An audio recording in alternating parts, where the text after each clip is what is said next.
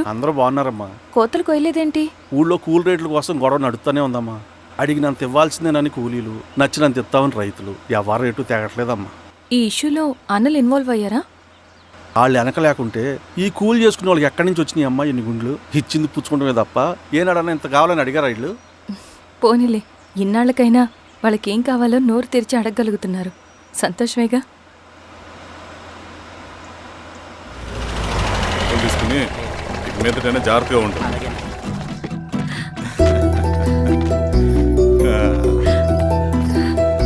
బాగున్నావమ్మా? బాగున్నానన్నయ్య, నువ్వెలా ఉన్నావు? బాగున్నాను. రా లోపలికి వెళ్దాం. రా కూర్చో. సో ప్రయాణం అంతా బాగానే జరిగింది కదా?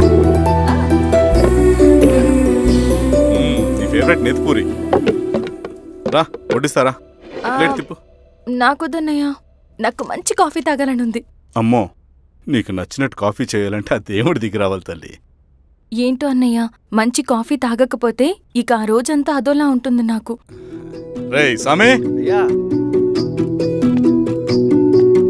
అర్థమైంది. శిరీష్ అమ్మకి మంచి కాఫీ కావాలి, అంతేగా నేను వెళ్ళి పట్టుకొచ్చేస్తా. ఎక్కడికి స్వామి? మన ఊళ్ళో మెగాస్టార్ హోటల్ ఉందమ్మా, అందులో కాఫీ చాలా బాగుంటది. నేను వెళ్ళి పట్టుకొచ్చేస్తా.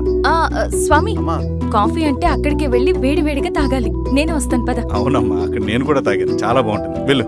థ్యాంక్ యూ అన్నయ్య. ఆడుతూ పాడుతూ పని చేస్తాం. కాఫీ బాగుంది. ఎవరు చేశారు? మా రవణ పెట్టాడమ్మా. రవి? ఎవరు రమ్మను? రవణ మేడం పిలుస్తున్నారు.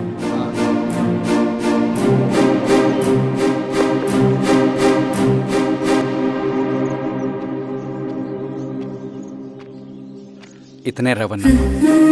శిరీష, మీరా? రవి, నువ్వేంటి ఇక్కడ? కాఫీ బాగుందా? చాలా. అది కాదు రవి, నువ్వు ఇక్కడ? ఈ హోటల్ మనోల్దే. మన ఫ్రెండ్స్ అందరు బాగున్నారా? చాలా బాగున్నారు. అవును, మీరేంటి ఇక్కడ? ఏమైంది అన్నా, అన్నా ఏమైందన్నా? అన్నా, లే అన్నా. స్వామి త్వరగా కారుదా. జాగ్రత్త అన్నా, త్వరగా పట్టి తీయనా. అన్నా, త్వరగా పోనీ.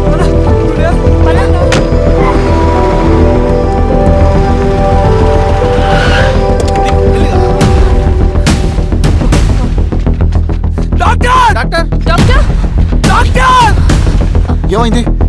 డాక్టర్ త్వరగా చూడండి డాక్టర్. లోపల తీసుకురండి.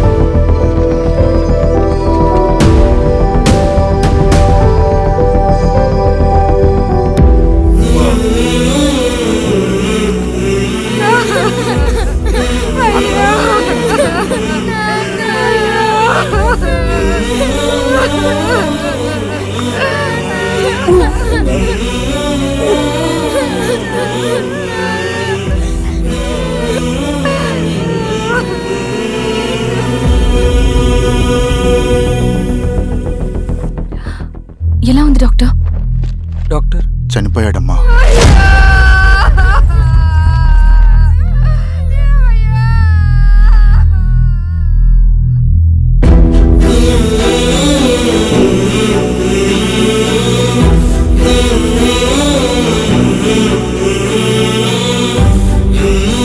ఆ పేపర్స్ ఏంటి రవి? అతని భూమికి సంబంధించిన పేపర్స్. ఒక సంవత్సరం నుంచి ఈ పేపర్స్ పట్టుకుని ప్రతిరోజు ఎంఆర్ ఆఫీస్ చుట్టూ తిరిగేవాడు. భూమిని తాకట్టు పెట్టి అప్పు తీసుకున్న పాపానికి టైంకి వడ్డీ కట్టలేదని అప్పిచ్చిన ఆ దొర ఎంఆర్ఓ ఆఫీస్లో లంచం ఇచ్చి భూమిని తన పేరు మీద రాయించుకున్నాడు. ఈ ఎంఆర్ఓ ఆఫీస్లో ఎవరు నిజాయితీగా పనిచేయట్లేదండి. చెట్టు కట్టి నరకాలు ఒక్కొక్కడిని. నరికేయడమేంటి రవి?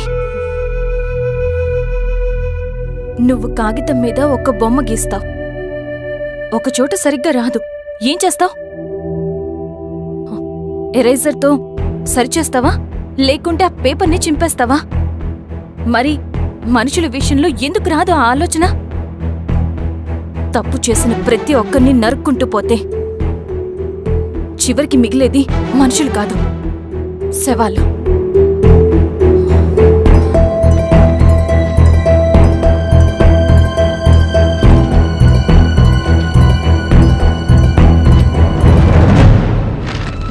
పద రవి. రా.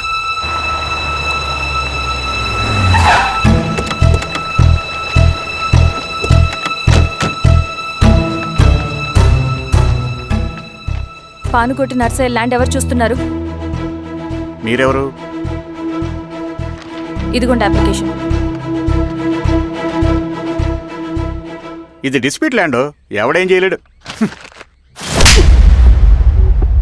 నీ నిర్లక్ష్యం, నీ లెక్కలేనితనం వల్ల ఒక నిండు ప్రాణం పోయింది. ఒక కుటుంబమే రోడ్డు మీద పడింది తెలుసా? ఏంటో మా గొడవ?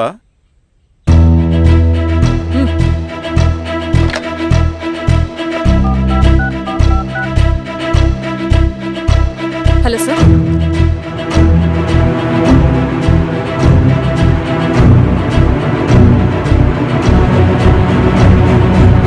Okay sir. You are dismissed. Peon, నేను ఒక పేపర్ ఇస్తాను, అది కలెక్టర్ గారికి ఫ్యాక్స్ చేయి. అలాగే మేడం. ఎవరమ్మా మీరు? ఈ ఊరికి కొత్తగా వచ్చిన ఎంఆర్ఓ.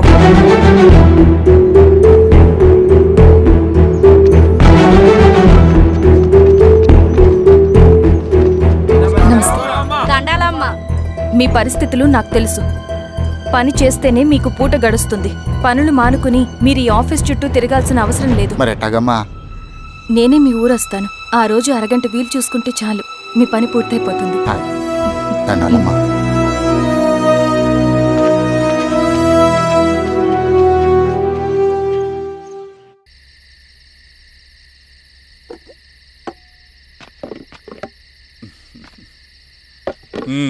ఎంఆర్ఓ గారు, ఏంటి ఛార్జ్ తీసుకున్న మొదటి రోజే ఆఫీస్లో మీ పవర్ చూపించారట? అన్నయ్య, నువ్వు సస్పెండ్ చేసిన వ్యక్తి నా దగ్గరికి వచ్చాడమ్మా. పాపం కన్నీళ్లు పెట్టుకున్నాడు. అతడి వల్ల నష్టపోయిన ఒక వ్యక్తి నా కళ్ళ ముందే చనిపోయాడన్నయ్య. కన్నీళ్లు ఎన్నిసార్లు తుడుచుకున్నా పోతాయి, కానీ వీళ్ళ నిర్లక్ష్యంతో పేదవాళ్ల ప్రాణాలే పోతున్నాయి. అన్నయ్య, మన ఊరి సమస్య పేదరికం కాదు, నక్సలిజం. నాలాంటి ప్రభుత్వ ఉద్యోగులు వాళ్ల డ్యూటీలు సక్రమంగా చేయకపోవడం వల్ల విసిగిపోయిన జనం అడవిలో వాళ్ల హెల్ప్ తీసుకుంటున్నారు. ఒక వ్యవస్థ ఇక్కడ సరిగ్గా పనిచేయనందుకే మరో వ్యవస్థ అక్కడ పుట్టింది. అందుకే నా పన్నం చేయనివ్వండి. స్నానం చేసి రండి, భోజనం చేద్దాం.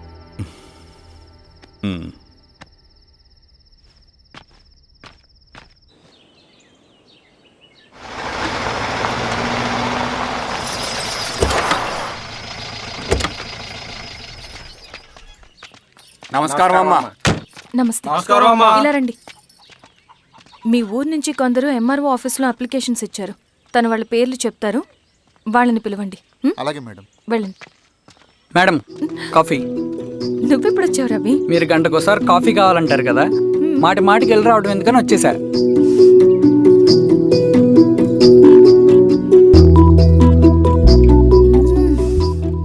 రవి, ఈ కాఫీ కోసమైనా నిన్ను పెళ్లి చేసుకోవచ్చు. అదేంటి అలా అనేసారు? That's a compliment. భలే వారండి బాబు. నమస్కారం. రండి రండి. ఎంఆర్ఓ శిరీషారెడ్డి గారు. శిరీష రెడ్డా? శిరీష అనే పిలవచ్చుగా. అమ్మమ్మ, పులికి పంచాలాగా సింహానికి చూలాగా అది మన ఐడెంటిటీ, అది అట్లాగే ఉండాలి. సరే బాబాయ్, నేను ఫ్రెష్ అయ్యేస్తాను, మీరు కానివ్వండి. అయినా ఈ కాలం చదువుకున్న ఆడపిల్లలతో మాట్లాడటం చాలా కష్టం. చుట్టుపక్కల శిరీష్ కొన్న ఇమేజ్ మనకి చాలా మంచి అయింది ఈశ్వరా. నేను అడగకముందే పార్టీ హైకమాండ్ సర్వే చేయించి నీకే ఫేవర్గా ఉండడం వల్ల టికెట్ ఇచ్చింది.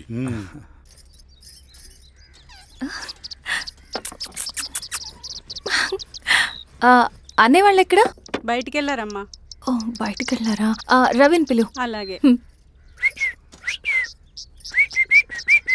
మేడం. రవి రా రా, కూర్చో. పర్లేదు మేడం. మేడం ఏంటి, శిరీషానే పిలవచ్చుగా. అది కాదండి, ఎవరైనా చూస్తే. కూర్చోవయ్యా. ఇది ఆఫీస్ కాదు రవి, మా ఇల్లు. వడ్డించు. సరే అమ్మా. రవి, అడవిలో నక్సల్స్ ఎక్కడుంటారో తెలుసా నీకు? ఏంటి శిరీష? అడవిలో నక్సల్స్ ఎక్కడుంటారో తెలుసా నీకు? ఎందుకు శిరీష గారు? తెలుసా తెలీదా? నాకెలా తెలుస్తుందండి? చూచాయిగా ఆయన తెలీదా?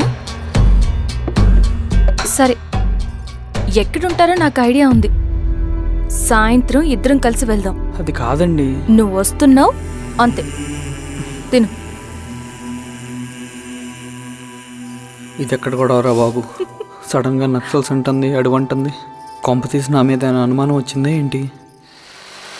రవి, ఇక్కడే ఆపు ఒకసారి. ఎందుకు ఇప్పుడు ఈ టైంలో అడ్వెంచర్లు? ఇప్పుడు జరగరాంది ఏమైనా జరిగితే రేపు మీ అన్నయ్యకి తెలిస్తే బాగోదు. రవి, చుట్టూ చూడు.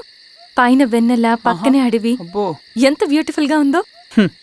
అవునా? అవునా ఏంటి? అసలు ఎప్పుడు చూసినా ఎందుకలా డల్ గా ఉంటున్నావు? కాలేజీలో ఇలా ఉండేవాడివి కాదు కదా, ఏమైంది? అది ఒక్క నిమిషం. హలో మేడం, పేషెంట్కి అర్జెంటుగా ఏ పాజిటివ్ బ్లడ్ కావాలి మేడం. రవి, ఆ? అర్జెంటుగా హాస్పిటల్కి పోని. ఏమైంది? పోనీ. రండి మేడం, ప్లీజ్ రండి. పోలీసులకి నక్సల్స్కి కాల్పులు జరిగాయి. ఆ కాల్పుల్లో గూడెం కుర్రాడు ప్రాణాపాయ స్థితిలో ఉన్నాడు. తన బ్లడ్ మీ బ్లడ్ సేమ్. ఆ బ్లడ్ గ్రూప్ మా హాస్పిటల్లో లేదు. అందుకే మీకు కాల్ చేశాను. ఓ అవునా? అవును మేడం. పదండి డాక్టర్. Thank you madam.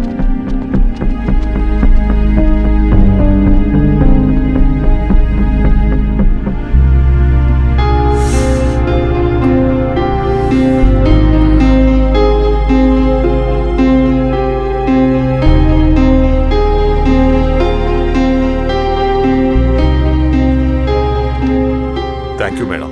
పర్లేదు డాక్టర్. ఇప్పుడు అతనికి ఎలా ఉంది? తను స్పృహలో లేడు మేడం. రవి, నీ దగ్గర మనీ ఉందా? ఉన్నాయి. ఇవ్వు. ఇది అతనికి అందించండి. ఓకే. జాగ్రత్తగా చూసుకోండి. అలాగే మేడం. అమ్మా, భోజనం తీసుకురమ్మంటారా? నాకేమొద్దు.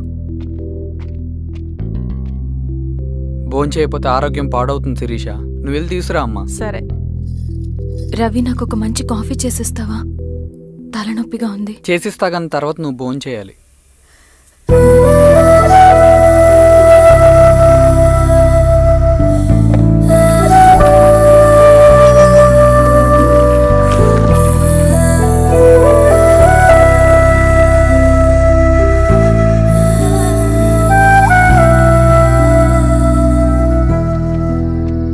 మీరేంటిలా?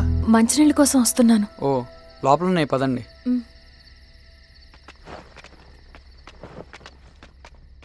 ఇదిగోండి మంచినీళ్ళు.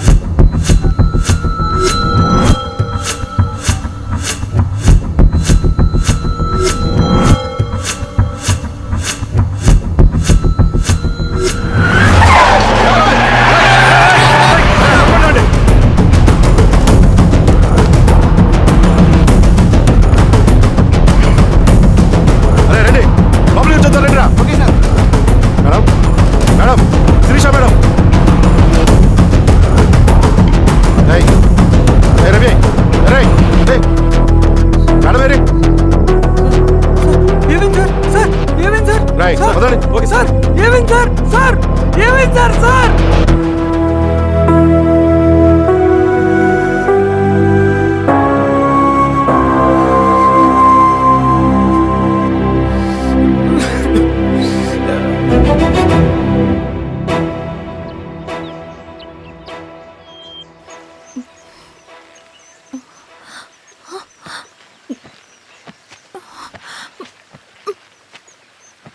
నమస్తే ఎంఆర్ఓ గారు. మా అడవిలో మర్యాదలు ఇలాగే ఉంటాయి. షాక్ అవ్వాల్సిన అవసరం లేదు. జెడ్పీటీసీ ఎలక్షన్ జరగటం మాకు ఇష్టం లేదు. అవి ఆగాలంటే 2 దారులున్నాయి. ఒకటి మీరు విత్డ్రా చేసుకోవాలి, లేదా మీరు చనిపోవాలి.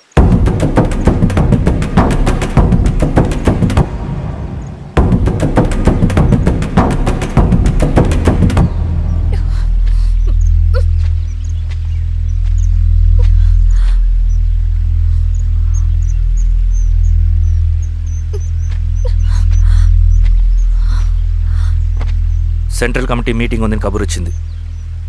మేము వచ్చేలోపు ఎలక్షన్స్ ఆగిపోయే న్యూస్ రావాలి.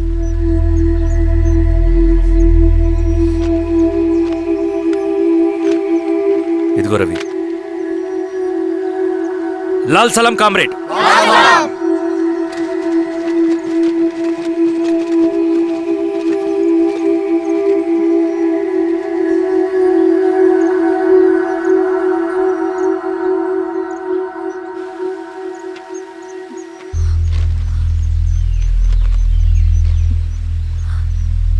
ప్రపంచంలో గొప్పవాళ్ళ చావులన్నీ నమ్మక ద్రోహంతోనే జరుగుతాయని నిరూపించావు రవి. అన్నయ్యని కూడా అచ్చం ఇలాగే చేస్తావు కదా? ఎందుకు రవి? ఏం జరిగింది? అన్నీ బాగుంటే దేశం తరపున బ్యాడ్మింటన్ ఆడేవాడిని.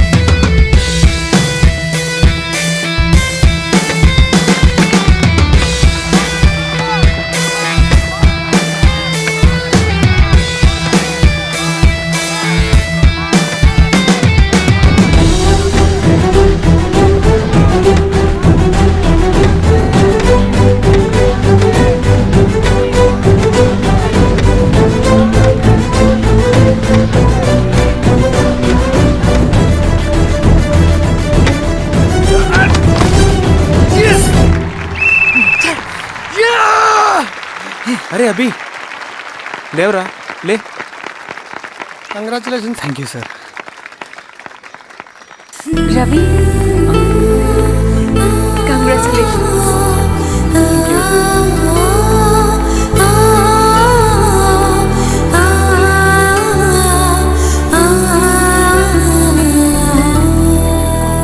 సార్, గంగినేని వెంకటేశ్వరరావు గారి ఎర్రజెండా పుస్తకం ఎక్కడుంది? రవి దగ్గర ఉందమ్మా.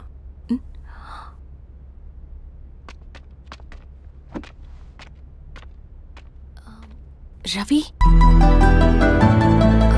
మీకు ఈ బుక్స్ అంటే ఇష్టమా? అవును, నీకు కూడానా? నేను ఇప్పుడిప్పుడే చదువుతున్నా. సైలెన్స్. క్యాంటీన్కి వెళ్ళి మాట్లాడుకుందామా? ఓకే. అక్క కాఫీ. థ్యాంక్ యూ రచన. పర్లేదక్క. అయ్యో, కాఫీ అస్సలు బాగాలేదు. 1 minute ఇప్పుడే వస్తా. ఎక్కడికి? ఇక్కడికే వచ్చేస్తా. 1 minute అండి.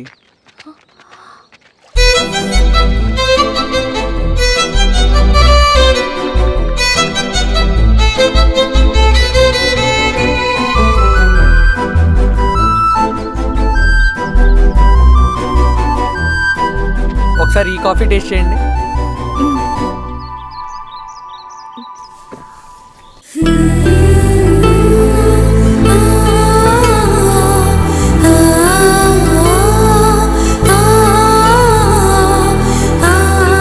చాలా బాగుంది. థ్యాంక్ యూ అండి.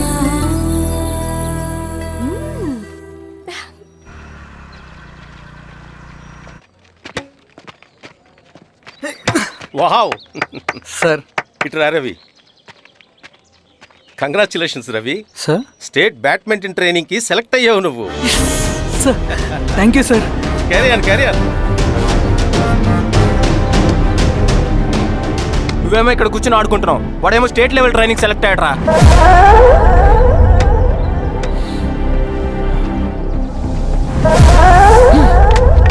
అరే మొత్తానికి నువ్వు అనుకున్నది సాధించావురా. రే ఎప్పుడు మనం ఎంచుకున్న మార్గమే మన జీవితాన్ని మారుస్తుందిరా. Hi Ravi. All the best Ravi. నీకోసమే తీసుకో. Thank you.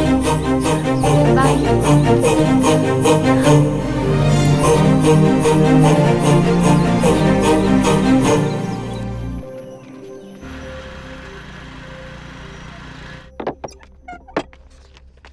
సార్ రమ్మన్నారంట. ఎందుకు ఇలా చేసావు రవి నువ్వు? ఏవేంటి సార్, నేనేం చేశాను? ఇదేమిటో చూడు. Question paper sir. అవును, రేపు జరగబోయే టర్మ్ ఎగ్జామ్ పేపర్. నువ్వు లీక్ చేసిన పేపర్. సార్ అసలు నువ్వు ఇలా చేస్తావనుకోలేదు. సార్ నేను క్వశ్చన్ పేపర్ లీక్ చేయట్లేండి సార్. నేను అంతా చదువుకుంటూ రూమ్ లోనే ఉన్నాను సార్. నన్ను నమ్మండి సార్. ఈ జెర్సీ నీదే కదా? సార్ అది నాదే, కానీ దీనికి నాకేం సంబంధం లేదు సార్. నన్ను నమ్మండి సార్. మల్లయ్య, సార్ నిన్న రాత్రి ఏం జరిగింది?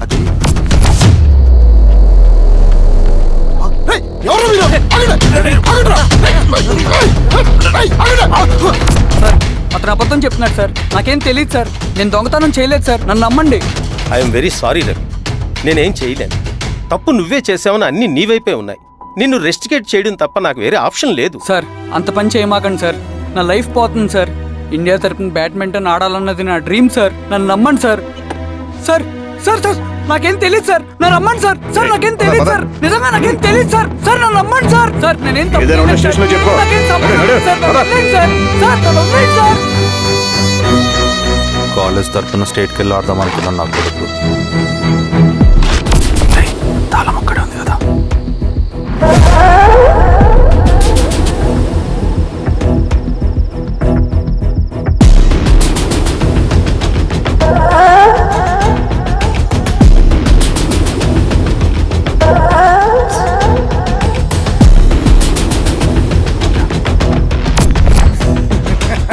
రేపు జైల్లో ఆడుకుంటారా బ్యాడ్మింటన్? సార్ నన్ను ఎందుకు తీసుకొచ్చారు సార్? నాకేం తెలియదు సార్. పేపర్ లీక్ చేసింది. నేను చేయలేదు సార్. నిజంగా నేను చేయలేదు సార్. సార్ నిజం సార్. సార్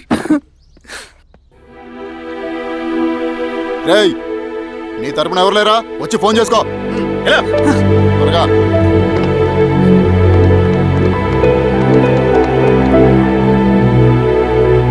సార్ నేను రవీన్ సార్. రవి చెప్పు. సార్ నేను పోలీస్ స్టేషన్లో ఉన్నాను సార్. మీరు నాన్న అర్జెంట్గా రండి sir. Please sir. Police station ఏమైంది రవి?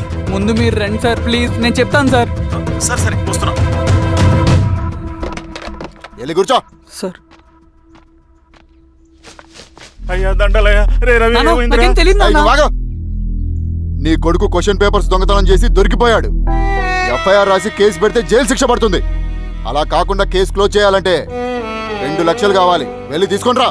అర్థమైందా? ఏదోన్నయ్యా. ఏయ్, నా సంగతి నీకు తెలుసు కదా.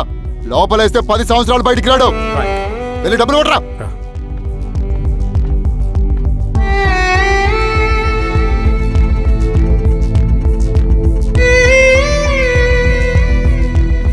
దండలయ్యా. ఇదిగోనయ్యా 2 లక్షలు.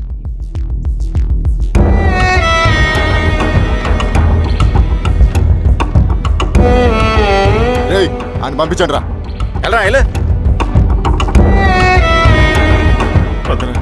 నిజంగా దీనికి నాకేం సంబంధం లేదు నాన్న. త్వరగా ఉండండి రా. బంగారం లాంటి భూమిది. అరే ఏంకన్నా పటేల్ మీ పొలం దున్నేస్తున్నాడు. పట్టేలు మా పొలం దొరికి పెట్టరా? పదయ్యా. రవి, పద.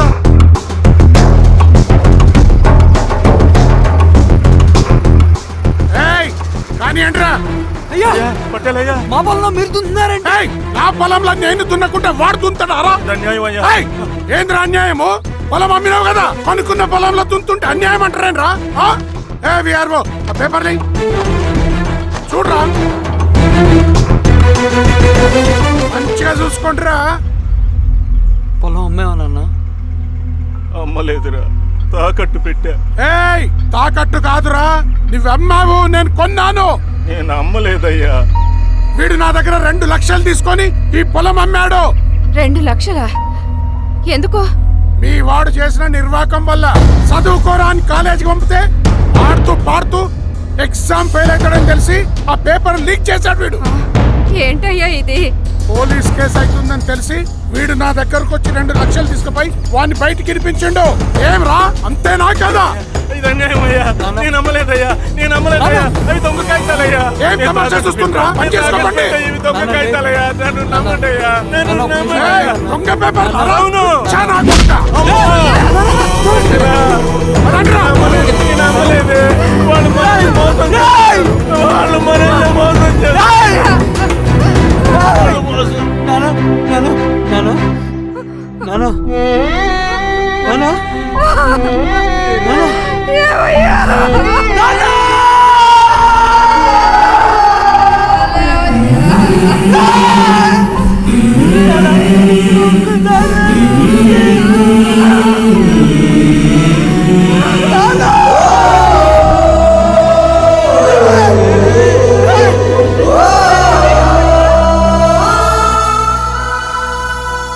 నాన్న చనిపోయిన తర్వాత మా భూమి కోసం వెళ్ళి పై అధికారులను కలిశాను, కానీ వాళ్ళు కూడా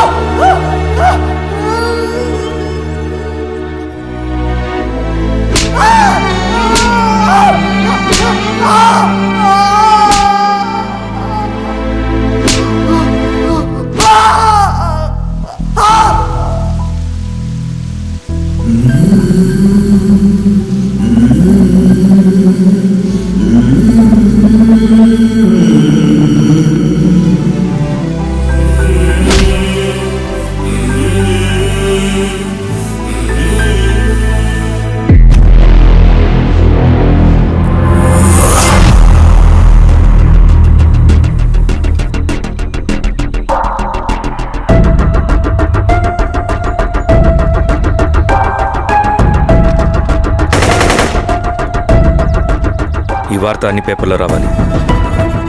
ఈ లెటర్ బాధితుడికి అందించండి. లాల్ సలాం. లాల్ సలాం.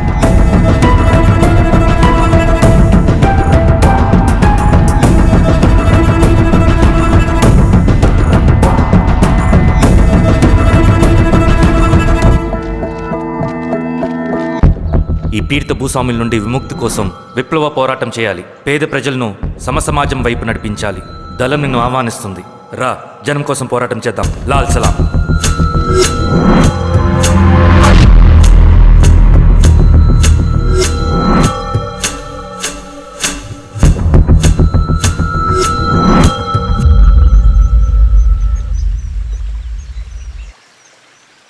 నాకు పట్టిన గతి ఇంకెవ్వరికీ పట్టకూడదని ఉద్యమంలోకి వచ్చాను.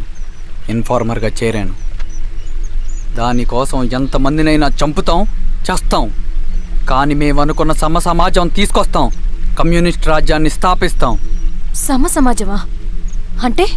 రష్యాలో, చైనాలో, వియత్నంలో మా కమ్యూనిస్టులు విప్లవం ద్వారా సాధించిన ఆదర్శ సమాజం. Lenin, Stalin, Mao, Che Guevara, Fidel Castro సృష్టించిన కులాలు, మతాలు, వర్గాలు, వర్ణాలు లేని ఒక సామ్యవాద స్వర్గం. అదే మేము కలలుగనేది. దానికోసమే మేము పోరాడేది. నాకు తెలిసి నాజీ పార్టీలో గోబెల్స్ తర్వాత అంత ప్రొపగాండా మీ కమ్యూనిస్టులు తప్ప ఈ ప్రపంచంలో ఎవ్వరూ చేసుండరు. ఉక్కు మనిషి స్టాలిన్, మానవీయుడు మావో, ఎర్ర జెండా వెలుగు ఇలాంటి కమ్యూనిస్టు పుస్తకాలు చదివితే ప్రపంచవ్యాప్తంగా కమ్యూనిస్టులు సాగించిన మారణ హోమాల గురించి నీకు తెలీదు రవి. స్టాలిన్ మొత్తం ఎంతమందిని చంపాడో తెలుసా? 2 కోట్ల మందిని. మనుషుల్ని చంపడంలో హిట్లర్నే మించిపోయాడు. చాలా మందిని సైబీరియన్ లేబర్ క్యాంపులకు పంపి దారుణంగా హింసించి మరీ చంపేశాడు. 2వ ప్రపంచ యుద్ధంలో బెర్లిన్ని ఆక్రమించిన రష్యన్ సైనికులు 8 ఏళ్ల నుండి 80 ఏళ్ల వయసులో కంటికి కనపడిన ఏ స్త్రీని వదలకుండా సామూహిక మానభంగం చేశారు. అది కూడా మీ కమ్యూనిస్ట్ దేవుడు స్టాలిన్ హయాంలోనే జరిగింది. ఇక మీ మావోయిస్టుల భగవంతుడు China chairman Mao Zedong great leap forwarded cultural రెవల్యూషన్ల పేరుతో 14 నుంచి 20 మిలియన్ల ప్రాణాలని పొట్టను పెట్టుకున్న మహానుభావుడు. ఇది మీ కమ్యూనిస్ట్ దేవుళ్ళు రాసిన రక్త చరిత్ర. ఆ దేశాలలో పేపర్లు ఉండవు, టీవీలు ఉండవు, స్వతంత్రమే ఉండదు. 1962లో చైనా మన దేశం మీదకి దాడి చేసి భూభాగాన్ని ఆక్రమించినప్పుడు ఒక్కరు కూడా నోరు మెదపలేదు.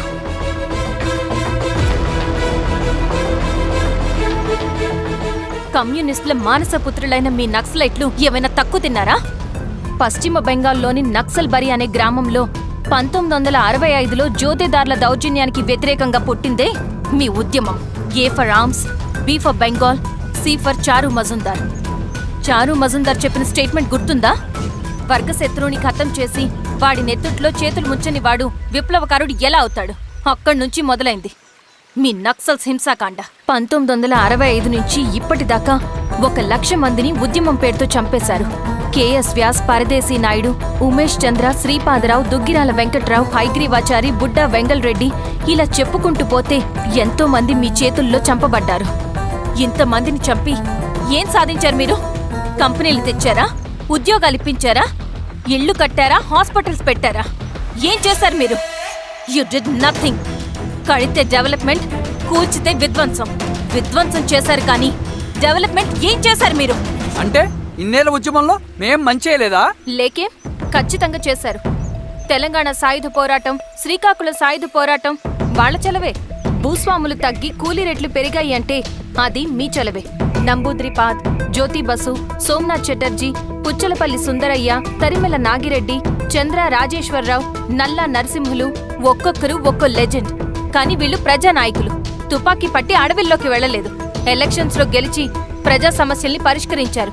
కానీ మీరేంటి ఎలక్షన్స్ వద్దు అంటున్నారు? ఒక తుపాకీతో మనిషి ప్రాణాలు తీసే బదులు ఒక పెన్నుతో 10 మంది ప్రాణాలు కాపాడొచ్చు. మీలాంటి వాళ్ళు ఉండాల్సింది ఎర్ర జెండా నీడలో కాదు, దేశ జెండా నీడలో. చంపుకుంటూ పోతే ఒకరోజు మనకిష్టమైన వాళ్ళని కూడా చంపుకోవాల్సి వస్తుంది రవి. నా మాట విను. ఇవన్నీ వదులుకుని నాతో రా. ఈ అడవి బయట నీకు గొప్ప ఫ్యూచర్ ఉంది.